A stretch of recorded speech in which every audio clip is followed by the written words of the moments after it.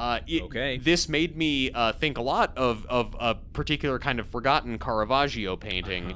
Landon was texting me, and then I was texting myself when I was doing research for this, that Tarsem was very influenced by the works of everybody's, and by which I mean my, favorite Renaissance painter, Caravaggio, in the making of this movie, who was... Dare I say it? Dare I say it? Dare I say it? Say it. They had a mission. They had a mission statement for this movie. Yes.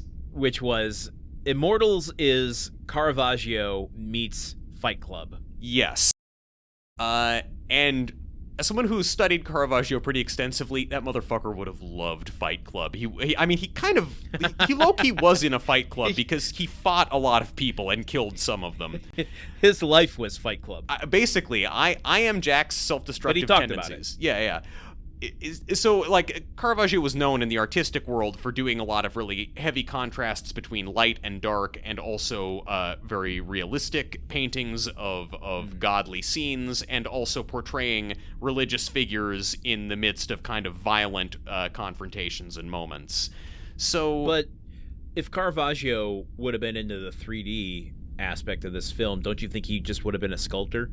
He would probably stab you on a tennis court for even suggesting that he would approach any other artistic medium. But so there's a lot of so many of the shots in this feel like a Renaissance painting, especially because when we use the super slow-mo and they form these kind of tableaus.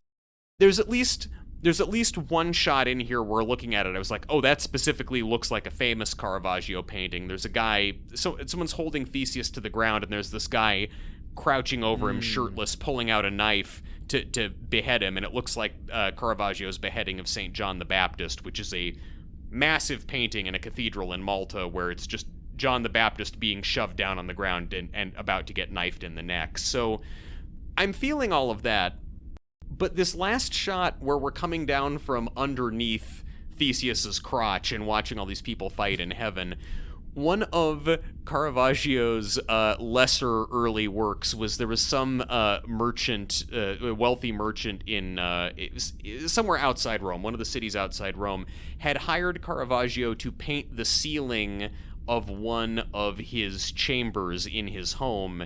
And Caravaggio was not like great at perspective stuff at that point in his career, but he took this really bold swing, and so it was like this was like a laboratory because the guy was like an amateur alchemist, and so Caravaggio painted a bunch of like the Greek and Roman gods representing the sciences and knowledge on the ceiling, and painting them as though they are standing in the clouds looking down into this room.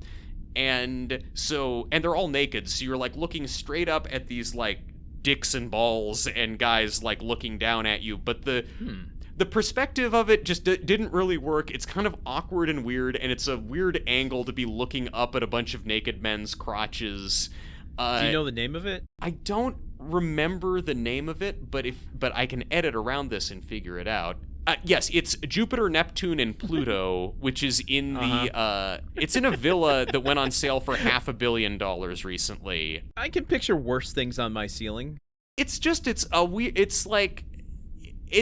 I'm not trying to roast Caravaggio. He's a better artist than me. This one just does not hit, though. It's really not. It's not the one.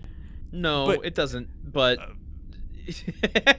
yeah, Poseidon particularly looks blobbish. It's funny. I mean, it's not perfect. Pluto, yeah, I guess. Yeah.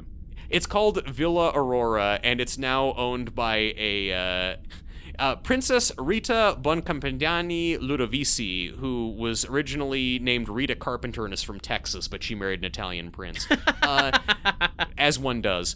I want that for Sabrina Carpenter too. I think she would appreciate a mid Caravaggio ceiling painting much more than anyone else. This is actually Caravaggio's only ceiling painting. The point is, I think that in this execution of coming up at a bunch of gods from underneath them, I think that Tarsem did a better job than Caravaggio. So, okay, I think he is using real bodies to render his image, not a rendition of them. This is true. I'm sure Caravaggio would say the same thing in his own defense if he were here. And to Tarsem's discredit, Henry Cavill's dong isn't hanging towards our faces in 3D as we're pulling away. That would be such a anxiety-inducing thing. Like being nude, hanging dong on camera is frightening enough for an actor, but to be like, we're gonna shoot you from underneath, so it's like the worst in 3D. It's people are going to get your sack in their face first, and maybe they'll see your dick behind it. Anyway, Odyssey listeners who have never encountered me as a podcast co-host before, I'm like this all the time. Please listen to our other show, Movie Memory Machine, where I'm constantly talking like this. It's the highs and lows. We're talking about Caravaggio, but we're also talking about dong. So if you like that dichotomy, maybe you would like Movie Memory Machine. Listen, if you like dongs, I recommend you look at a lot of Caravaggio paintings, because he painted a lot of them. Subscribe to Movie Memory Machine for new forgotten movies every other Friday, available wherever you listen to podcasts.